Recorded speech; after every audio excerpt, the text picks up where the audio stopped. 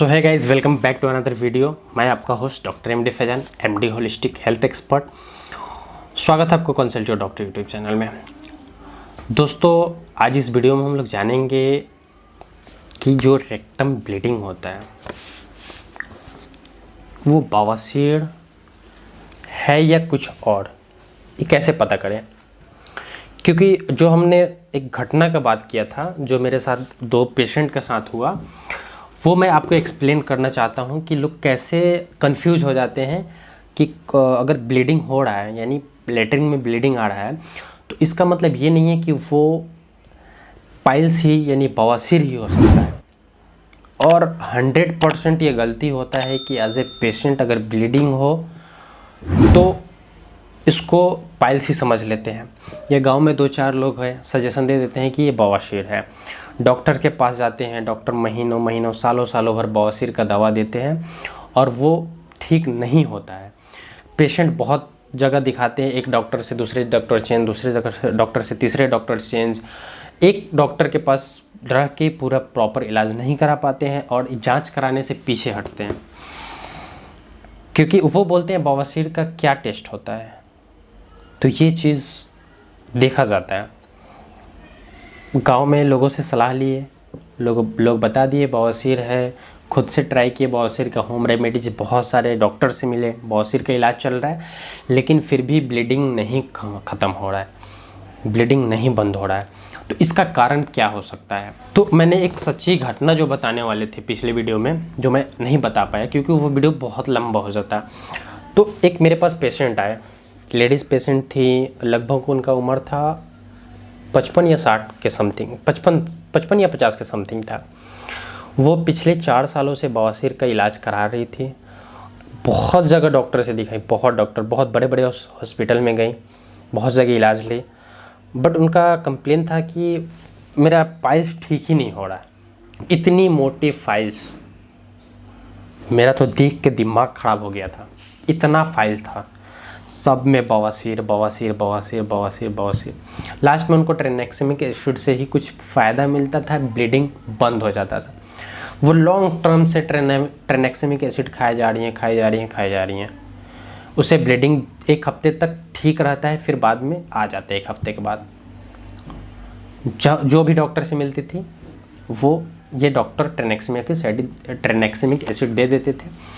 Doctor भी जांच नहीं लिखते थे और पेशेंट भी जांच नहीं कराते थे। ऐसे सिलसिला चलते गया 4 साल तक। फिर वो पेशेंट हमसे मिली, तो मेरा उनसे कुछ क्वेश्चन हुआ। फिर मैंने बोला कि देखिए, मैं इतने अब इलाज करा के थक चुकी हैं, तो मैं डायरेक्ट आपको फिर मैं वही गलती नहीं करने वाला जो बाकी डॉक्टर सब गलती की है। यानी मैं बिना आपके कंफर्म हुए ये कौन सा बीमारी है, बिना मेरे को कंफर्मेशन के हम आपको पाइल्स का दवा नहीं लिख सकते। तो उनके मन में विचार आया कि पाइल्स का भी कोई टेस्ट होता है क्या। तो फिर मैंने उनको बहुत समझाया, लोग बहुत भड़का चुके थे, ये नहीं करना, वो नहीं करना है, इसका कोई टेस्ट नहीं होता है, ऑपरेशन करा लो, बहुत कुछ। तो मैंने कहा देखिए, अगर आप एग्री हो तो कुछ जांचें करा लिया जाए, इससे आपके बेनिफिट होगा। तो ना हाँ करके वो जांच के लिए एग्री हुई, जिसका नाम है कोलोनोस्कोपी, जो क्लोन से एक कैमरा लगा के देखा जाता है। हमने रेफ़र किया कोलोनोस्कोपी के लिए। कोलोनोस्कोपी हुआ। कोलोनोस्कोपी में ग्रेड 4 का कैंसर आया। आप अंदाज़ा लगा सकते हैं कि जो महिला 4 साल से बवासीर का इलाज करा रही है, उनको कैंसर आया स्टेज 4। तो ये कहीं ना कहीं डॉक्टर्स की भी गलती होती है। देखा जाए तो ज़्यादातर पेशेंट का ही गलती होती है, क्योंकि डॉक्टर जांच लिख देते हैं, पेशेंट नहीं कराते हैं। तो इसमें डॉक्टर का तो बहुत कम गलती होती है कि वो पेशेंट, मेरे पास भी पेशेंट आया, बट मैंने बिना जांच के कोई दवा ही नहीं लिखा। जब उसका जांच हुआ तो कैंसर आया, फिर मेरे को रेफ़र करना पड़ा कैंसर संस्था में। तब जाके उनको बुद्धि खुला कि नहीं, हम गलत कर रहे थे, हम इलाज गलत करा रहे थे, डॉक्टर का बात नहीं माने। तो ये एक पहले कन्फ्यूज़न हो जाता है कि कैंसर है और बवासीर का इलाज करा रहे हैं। और अभी भी उनको लग रहा था कि नहीं बवासीर ही है, और डॉक्टर बता रहे थे बवासीर है। थोड़ा सा मस्सा आया, उसको बवासीर समझ के इलाज किए जा रहे हैं। एक और घटना है, एक 3 या 4 साल का बच्चा था, 4 साल का बच्चा था, उसको ब्लीडिंग हो रहा था। जब भी मोशन करे थोड़ा ब्लीडिंग आ जाता था बाद में, हालांकि मोशन के साथ नहीं आता था, बाद में गिरता था, मतलब कभी कभी पैंट में भी गिरने लगता था ब्लीडिंग। तो वो भी लगभग 1.5 साल से बवासीर का इलाज करा रहे थे। लोग जैसे बताया जड़ी बूटी, आयुर्वेदिक, होम्योपैथिक ऐसे करके इलाज करा रहे थे। लास्ट में वो पेशेंट मेरे पास आया, तो फिर मेरे पास आया तो उन्होंने बोला कि बवासीर है बोल के, कि आप बवासीर का इलाज करो।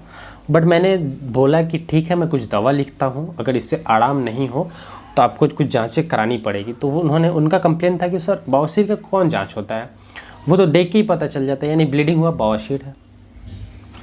फिर मैं भी थोड़ा गुस्सा हुआ, पेशेंट को समझाया, एग्री कराया जांच के लिए। बहुत समझाने के बाद पेशेंट नेक्स्ट विजिट में आया, तो मैंने बोला कि देखिए आपको जांच कराना मोस्ट इम्पोर्टेंट होता है, वरना मैं कोई दवा नहीं लिखने वाला हूँ। पेशेंट बोला कि ठीक है मैं जांच करा लूँगी, आप सजेस्ट करिए। वो थोड़ा सा समझाने के बाद मान गई। जब उसके बच्चे का कोलोनोस्कोपी हुआ, तो जब कोलोनोस्कोपी हुआ तो उसमें कोलोन पोलिप्स मिला। कोलोन पोलिप्स मिला, बाद में ऑपरेशन कराया गया, बैंडिंग हुआ, तब जाके ये ठीक हुआ। तब जाके ठीक हुआ। तो क्या ये बवासीर के इलाज करने से कैंसर ठीक हो जाता?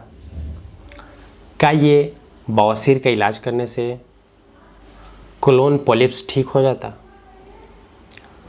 आज ही डॉक्टर मेरे साथ जैसा जैसा हुआ मैंने आपको एक्सप्लेन किया। अगर आपको भी बवासीर है या रेक्टम से ब्लीडिंग हो रहा है, मोशन के साथ ब्लीड आ रहा है, तो प्लीज़ आप एज ए पेशेंट, या आप डॉक्टर हैं या पेशेंट हैं, आप अपने डॉक्टर से बोलें कि मेरा कोलोनोस्कोपी करा दो। कोई मेरा अंडरलाइन डेंजर कारण तो नहीं है, या आप एक डॉक्टर होने के नाते आप जांच करा के देख लीजिए, ज़रूर कोलोनोस्कोपी ज़रूर कराएं। कभी एच पाइलोरी भी होता है, तो कुछ कुछ जांच आपको इम्पोर्टेंट हो जाता है एविडेंस के लिए। अगर बवासीर है तो फिर बवासीर का इलाज करें। अगर बवासीर है तो आप मेरा बवासीर का वीडियो बहुत सारा है, इसमें बवासीर का इंजेक्शन है, आप चैनल पे विजिट करके वो वीडियो देख सकते हैं, मैं लिंक डिस्क्रिप्शन में दे दूंगा। तो ऐसे करके हमने ये आपको सच्ची घटना एक्सप्लेन किया। अगर आपको डिफरेंट समझ में आया होगा, ये वीडियो अच्छा लगा होगा, तो प्लीज़ चैनल को सब्सक्राइब कर लें, बगल में बेल आइकन होगा प्रेस करके नोटिफिकेशन ऑल पे कर लें, ताकि मेरा जो भी नया नया अपडेट होगा सबसे पहले आपको मिलेगा। ऐसे ही मिलते हैं मस्त टॉपिक पे नेक्स्ट वीडियो में। तब तक के लिए जय हिंद, वंदे भारत, और लव यू दोस्तों, जो आपने इतना प्यार दिखाया।